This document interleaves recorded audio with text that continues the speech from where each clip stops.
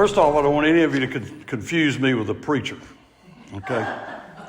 Because the difference between me and preachers, I always said, is they preach for it and I preach against it, but not always the truth. Most nights, and I try every night, to have some kind of devotional with myself between me and God.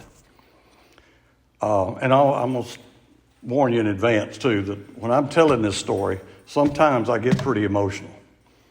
And I think that's a good thing. I really do, because I know how it affected me all the way through. So, but anyway, last night in my devotional, there was one Bible verse that really struck me. And anybody that knows me well knows that I'm always laughing and trying to have a good time. I get talking with Chip Beaker, next thing you know, I've laughed so hard I have to stop the car because he's funny. Rejoice in the Lord always, and again I say rejoice. That's from Philippians 4:4. So it's just a thing that I kind of have always read and always felt that was important, is to enjoy fellowship with other Christians and other people.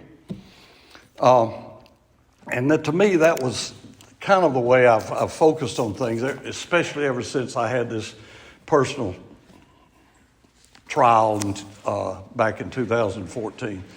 And I wrote this story, and it appeared in the Greene County Independent, not the New York Times, but Greene County Independent. And this is the way I started it, because I firmly believe this. Regardless of what is happening in your life, God is at work. God is always working, and He has a plan to see us through any crisis. While the problems may be huge, God is bigger than anything that may happen to us, and He always has a plan to help us overcome. So, I've introduced myself. I wrote that story in the Independent, and I've enjoyed my time with Sharon and then Betty in the years gone by. It was just a fun thing to do, but I just felt like at that time I needed to share that because it had such a huge impact on me and my family. I was born and raised in the Birmingham area, in what is now Homewood. Back then it was the Woods when I was born. In fact, there's a picture of me at 2 years old standing beside Oxmoor Road, and it was dirt. So that tells you something, okay? I went to Shades Valley Baptist Church, a little one-room building there on Oxmoor Road. It's located would be just west of where the interstate crosses Oxmoor Road now. I thought I was saved at 8 years old because I think my mama had me by the ear and made me go down and do it.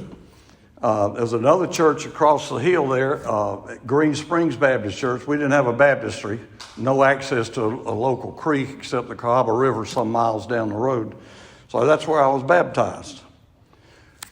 After Michael and I married, we attended Bernie Points Baptist Church, which is in the western part of town. We were living in some apartments out there right next to a railroad track out behind what was 5 Points West Shopping Center. It's hard to believe that you get used to a train going by your back door after 3 nights. Really, you never hear it anymore. Then we went to Westwood Baptist Church for a while, and before we moved down to Greene County, we were members of Dawson Memorial Baptist Church, and everybody refers to Dawson as the church that ate Homewood, and that's pretty close to right. Went to high school there in Birmingham, Shades Valley High School, which at that time was the only school on that side of Birmingham till you got down into Shelby County. There was no Homewood, no Berry, no Vestavia, no Mountain Brook, none of that. Everybody over there. In fact, our senior class had over 600 students in it. So that was the school for that area.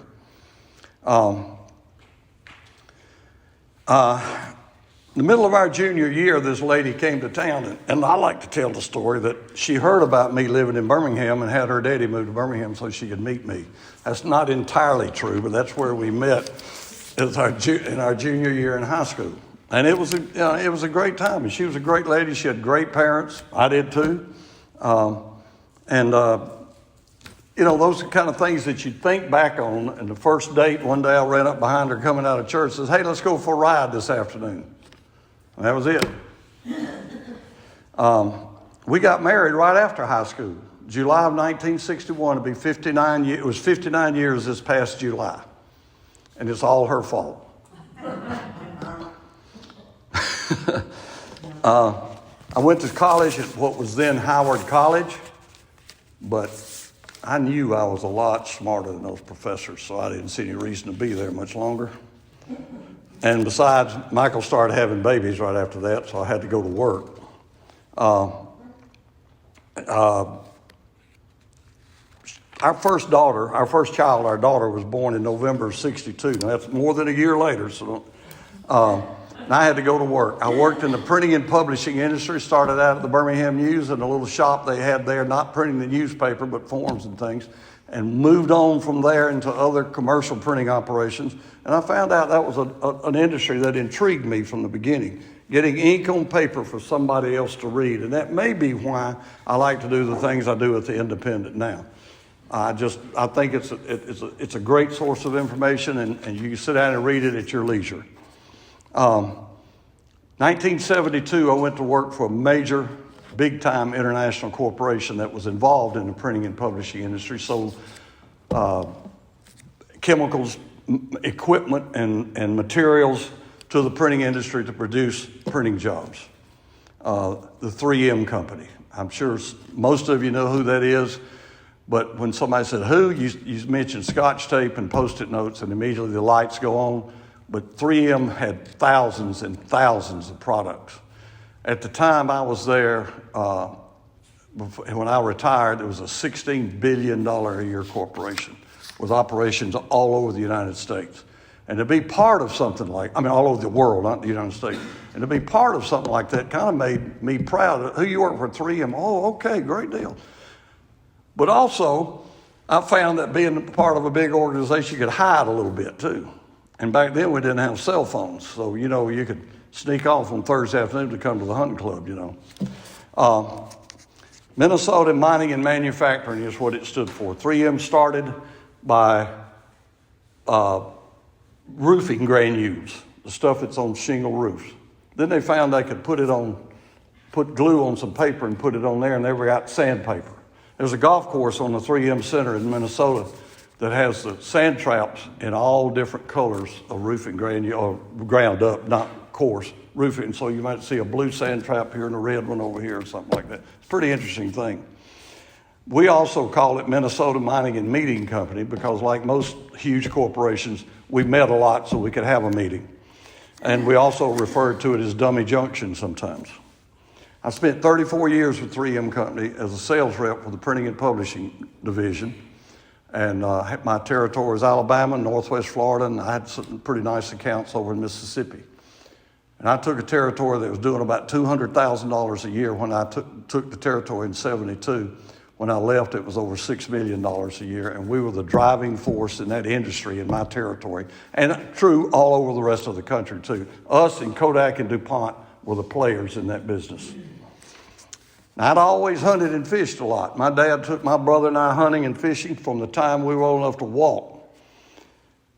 But one day we were having a little company outing and playing golf, and I rented some clubs and made a few good putts and had a good time. And I came home and told Michael, I said, you know what? I think I'll take up golf. She says, you already hunt and fish. You cannot afford another hobby. So anyway, that was... cut that in the bud right there. Then I realized that she was right. I joined a hunting club down in Bowling in 1986. I've hunted there ever since. And I took the place over in '01 and ran a bunch of narrative wells off. And we moved down here in 2003 when I retired. Then comes 2014. In January of that year, I shot a really big deer, weighed 216 pounds, which is a big deer by West Alabama standards, and any of you guys that hunt know that. And the trouble I had getting that in the back of my truck was astounding. I couldn't believe it. And now finally, after nearly an hour of dragging that deer around, trying to find a high place to drag him up in the truck and all that, I was worn out, exhausted. Plus, I already had 3 pigs in there and a doe. So it was a day that, game was plentiful. And I sat down in that truck and I thought, man, if didn't have a heart attack today, I'm not going to have one. Because, I could barely breathe. I was so whipped. So as that year wore on, that first part of the year, I couldn't walk across the front yard without having to come in and sit down. It was getting worse and worse. And finally, I came up here to Greene County Hospital just to see what in the world's wrong with me. So they did a bunch of tests, and I had to get 3 blood transfusions while I was up there. My blood was down. So we knew something was wrong. And they scheduled me to go to see a doctor, and I met him at Trinity Medical Center in Birmingham, which was the old Montclair, Baptist Montclair. And he did a bunch of tests, ran some CT scans, and did all kind of things. And I'm sitting in the room waiting, and he comes back in there and he says, "Mr. Harrell, I didn't even know you don't even look sick." I didn't know I was. He said, "Well, you are. You have Burkitt's lymphoma." And during this time, I'd gone through swallowing the pill with the camera in it and all that. I'm sure y'all all heard of that. But they couldn't diagnose it until that time. And I said, "What is that?" He said, "Well, it's a cancer in your small intestine. It's very treatable, but you need to do it now." Well, I found out when he said now, 2 more weeks and I would have been dead. Never had there ever been any cancer in our family. My mom was still alive at the time, and we checked back. Nobody, as far as she knew, had ever had cancer in our family. Since then, me, my granddaughter, and my brother have all had cancer. My granddaughter had breast cancer. We had a garage sale right here in this building for her when she had breast cancer. And then my brother died with a brain tumor in 16. So, it was astounding that no cancer had ever been in our family, and now all of a sudden 3 of us. So I was admitted to Trinity Medical Center on May the 2nd. That lady back there slept in a chair for 3 solid months and never went home. See, I do get emotional. But this is one of the other paragraphs I had in the newspaper. I've told everyone that if they ever face an extended hospital stay, to remember a couple of things. First, get a new sharp razor and shave any place on your body where a nurse or doctor could stick a piece of tape. Without hair, tape comes off much easier. Next, get a sturdy box with a good lid. Place your dignity in it. Then put it in the back of your closet, because you won't need it when you get to the hospital. And all of you probably know that too. So anyway, I'm laying around in the hospital bed, and he sets up the first chemo treatment. Dr. Harvey, Jimmy Harvey was his name. He was a lifesaver, but he also believed in God. The first chemo treatment put me into renal failure. My heart was going crazy. They rushed me down to ICU, and I can remember to this day, there was a nurse that we'd gotten close to, Julie King, and she and I still contact each other via Facebook and personal calls and visits and things. But I remember her standing on the side of that hallway as they wheeled me by. I didn't know what was wrong with me. I didn't know I was in trouble. And Julie was standing there with tears in her eyes. And since then, we've talked about it a lot, because she thought I was gone. She thought I was gone. Michael had called people. He's not going to make it. It's over. And I was really sick. So they put me on dialysis for 3 days. Total renal failure. And like I said, they had the paddle. In fact, another doctor told me they had the paddles on the gurney. They were ready to do shock therapy on me. Once again, I had no idea I was about to die.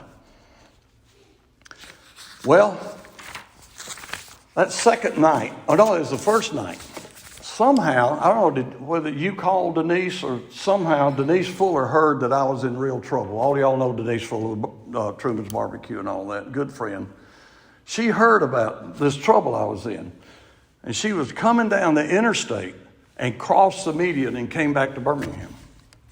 Called out my buddy Steve Nash, the local game warden, and told him that we were in trouble. So he came up to the hospital. I think Denise told the doctor she was my sister. I never had a sister. But I believe she told the doctors that. And I waked up in that room and just kind of looked up. And Denise was standing over my bed, pointing her finger at me. Honest to God, I can see this today. Don't you give up. Don't you dare quit. And then I looked down the room there in the corner, and there stood Steve. And all of a sudden, what these things I'm going to tell you, it doesn't matter to me whether you believe them or not, but I believe them because I experienced them, okay? There was this huge bright light down there, and Steve disappeared behind that light. And all of a sudden, my father, my earthly father's hand came down to get me. And I knew it was his hand because he was a welder at U.S. Steel, and he was always beat up and all that. Dad had been dead since 98. This is 2014. And I knew it was his hand, and all of a sudden a voice says, "Not now. Not now." And, excuse me, I'm sorry. Later on, Dr. Harvey, I got over that, got off of dialysis, and got sent back to another room upstairs. Dr. Harvey told me the next time I saw him, he said, "Well, we knew if that first treatment didn't kill you, we could cure you." I said, "Man, I am glad you told me that now." In every room I was in that hospital, I picked out a spot on the ceiling and said my prayers to that spot. It gave me something to focus on. I still do it today. The little LED light on the smoke detector in my bedroom reflects in the mirror beside on our dresser. And that's what I look at, and I say my prayers to that because it gives me a focus point. I'm not using that as God. I'm just saying it gives me a focus point. One of the rooms, the maintenance guys had put an X on one of the ceiling tiles. I guess they were going to replace it. But from where I lay, it was a perfect cross. I was given chemo 4 different times during that 3-month period, but each time lasted 5 days. So you got a bag of chemo every day for 5 days. You got them 23 days apart. The third day, you had almost as much life as a rock laying out here in the road. I mean, you were dead. I mean, you couldn't do anything, nothing. And it would make you realize that, that you're fragile, that life is just short, and you're not going to be here long. Even though I'm 78 now, and that seems like a long time, but compared to the lifespan of the world, I've read where if you take the lifespan of the world from January 1st through December 31st of 1 year, we're somewhere in December 30 right now. So that's the way time now is compressed. So much is happening in this last couple of days. I believe that. I really do. So anyway, I'm laying there in the hospital bed getting my chemo, and some days I'm in pretty good shape. Well, our pastor up here at the church at the time, at the Baptist church, Rick Williams, he came to visit one day, and we're standing around, we're laughing and talking, and talking about church things and everything. And Rick said, "Let's have a prayer." I said, "Absolutely, by all means." So he started praying, and of course I had my eyes closed, and in my closed eye vision, I could see these black things. They kind of made me think of bats flitting around the room doing this. And I didn't know what to think about that. I thought it, something wrong with my eyes or something like that. And he said, "Amen," and he went home. The next day, this man came up there, Chip Beaker. And I had ridden with him and graded his speeches when he was first running for Public Service Commission. We had a lot of laughs, and he came up, and we're laughing and talking about that too. And Chip said, "I want to have a prayer." I said, "By all means." And he reached in his coat pocket, I think it was the left coat pocket, and pulled out a little bottle of oil and anointed my head. I've never experienced that before or since. You can do it again today if you want to. And then he prayed. And this is the very next day after Rick Williams was there, those same black things were in my vision. And when Chip said amen, they're out the door. Gone. So I had to feel like that was Satan. I really did. I mean, in my mind, that was Satan. And when Chip said amen and anointed my head, and he did that with true meaning and feeling, he got rid of those things. Or the prayer did. Chip did, and the prayer did. Well, everything's going along pretty good. And about this time, masks are required of me, of anybody that came into my room, because my immune system was so low. She's already told me she's got to go sing today. That's all right, Carol. Take care. She's had enough. Everybody had to wear a mask that came in my room. A little funny story, my cousin brought my mother up there at the time and told her she had to wear a mask. So when she came in the room, she had the mask up here. And she said, "But I can't see him." I had to explain to her how you wore the mask. Well, I'm laying in the bed one day, and this doctor comes in, and had his mask on, lab coat, and a shirt. It's kind of like a polo shirt, the color of pure gold, and not orange and not yellow or anything like that. It was the color of pure gold.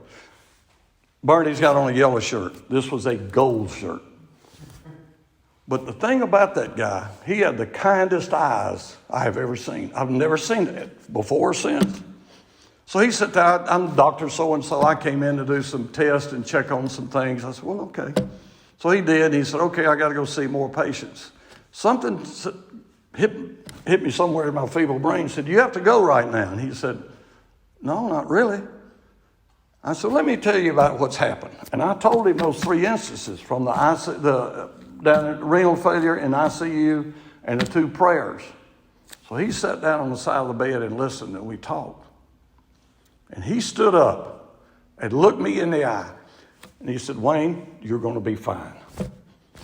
Well, that made me feel pretty good. Here's a doctor I didn't know, hadn't seen before, and he thinks I'm going to be great.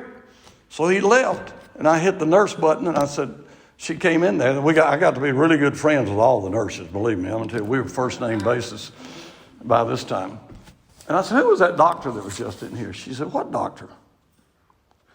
And I said, the guy had on a gold shirt and dark hair and smock coat. There's not been any doctors in here. I said, oh, yes, there has. He was just here and he just left 2 minutes ago. She said, there's not been anybody here since Dr. Harvey was here at 7:30 this morning. I said, I know there was a doctor here. So she said, I'll go check the book and where the doctors sign in outside your room. So she did. She came back and she said, there's not been a doctor in here. I firmly believe that if that wasn't Jesus standing beside my bed, it was one of his angels. I believe that. It doesn't matter to me. I told you at the beginning, this is what I know. July 25th, I was released from the hospital. That was nearly 3 solid months. I lost 72 pounds while I was in the hospital, which was a third of my body weight. But I'm back to it now. Hospital food was terrible. And I said something to one of the nurses. She said, excuse me a minute. She said, I don't blame you. I can't eat that crap either. Michael would go out at least once or twice a day and buy me food, either lunch or breakfast. I love breakfast.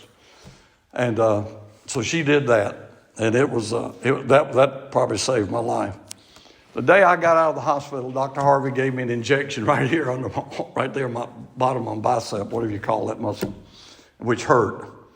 And as I climbed in the car, he said, God is good. So when you have cancer, recovering from it is hard and it's long. You don't get over it because you got all the medicine that you needed. I'm sorry if I'm taking all your... I love to talk, Chip. I fell a lot. One day we were at the doctor's office and Michael had told the doctor, if I could keep him off the floor, we could probably get him better.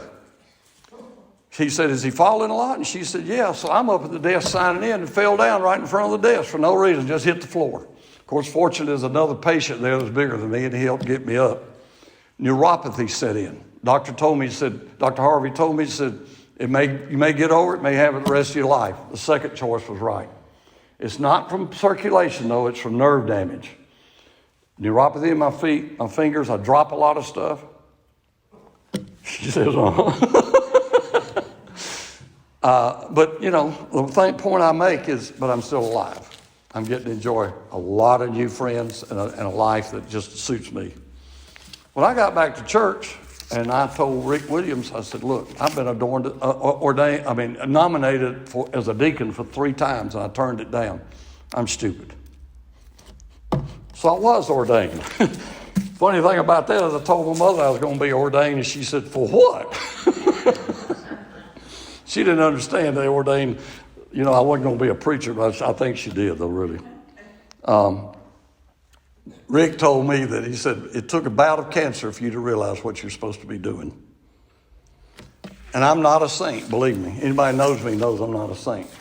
Recovery continues. And so far, after 7 years, past May, I haven't had any more cancer. And Dr. Harvey, who has since retired, which is a loss to the medical community in Birmingham or in other places, told me that I'd never get that cancer again. He said, but you couldn't go out here and get hit by a bus, something like that. Don't worry about that. So this is a thought I try to live by. Please, Jesus, forgive me if I've asked of you more than I've thanked you. Okay, that's chapter 1. Here's chapter 2.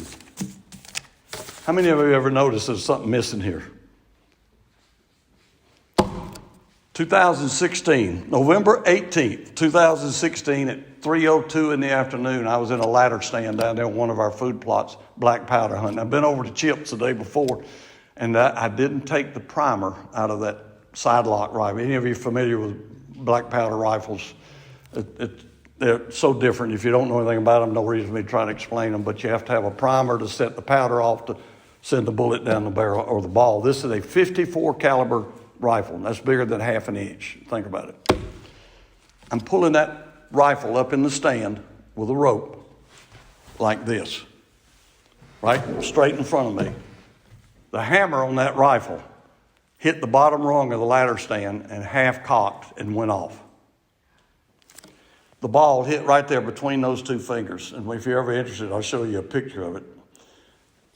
And I didn't realize, and I looked, and there's blood everywhere, of course. And, of course, at that time, I dropped the rifle on the ground. And I had wrapped a long-sleeve T-shirt around that rifle because at the end of the day, it might get cool, and I was just going to slip that shirt on. Well, black powder has a heck of a flame that comes out of it. And that T-shirt was burning, smoldering, laying down there in those leaves, and we were in the middle of a 6-week drought. And the leaves were beginning to smolder. I said, my God, I'm about to start a forest fire. So I pulled the rifle over up in the stand, took the T-shirt off that was smoldering now, and wrapped it around my hand, and climbed down the ladder stand, and never knew I was climbing down until I looked down, my feet were on the ground. That's the shock. Now, understand, that's normal.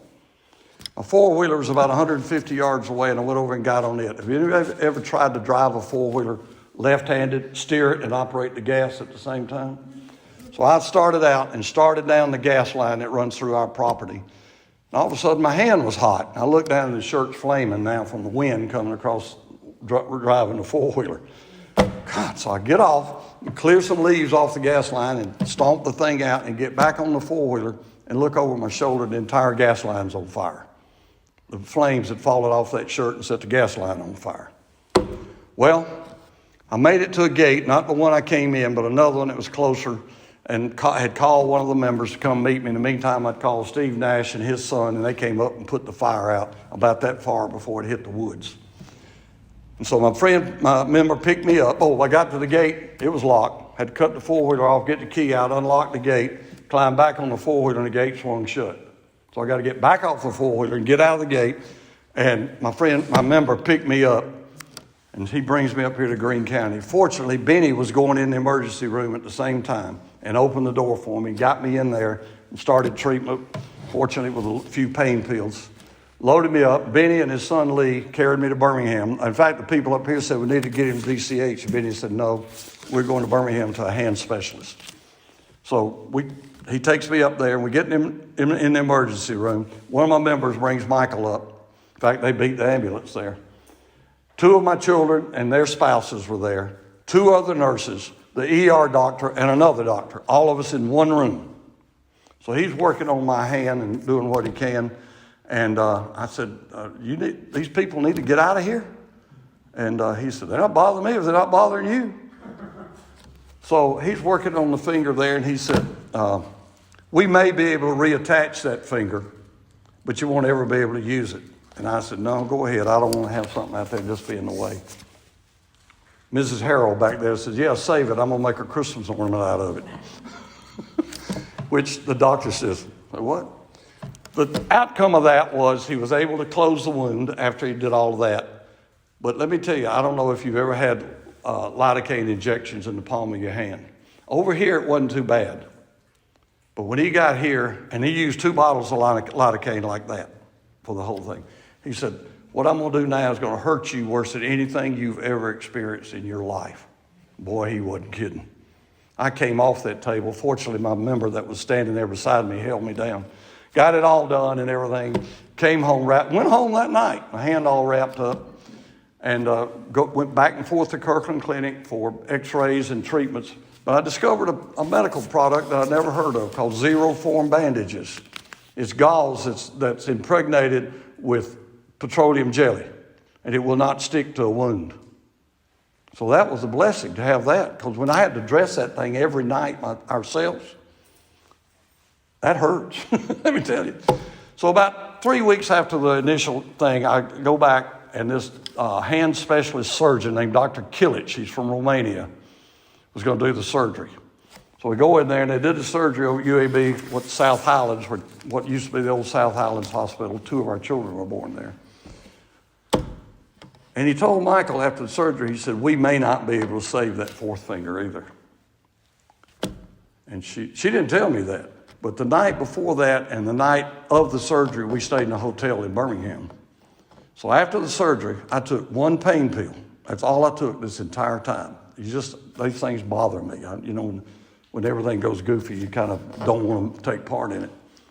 Well, I'm laying there in that bed. It's nearly midnight. Michael's over in her bed poking on her iPad. And all of a sudden, this voice, as clear as what you're hearing from me right now, says, don't worry, Wayne. Your finger's going to be okay. Now, did you hear that? What? I didn't hear anything. And I knew once again I was being contacted. So, rock along weeks and weeks and weeks. You go back for checkups and everything. Finally, the final day, and he says, your finger's going to be fine. And I said, I know. He said, how do you know? And I told him the story. And I said, God told me that. And he said, walked out of the room. I don't know whether he's a believer or not, but he heard it from me that day. So anyway, my final statement, and I appreciate y'all listening, I really do, and the smiles I've gotten and things like that, the nods. I know for a fact that if our God wants us to hang around and accomplish something other than our earthly goals, he will see to it I'm still here. Thank y'all. I really appreciate it.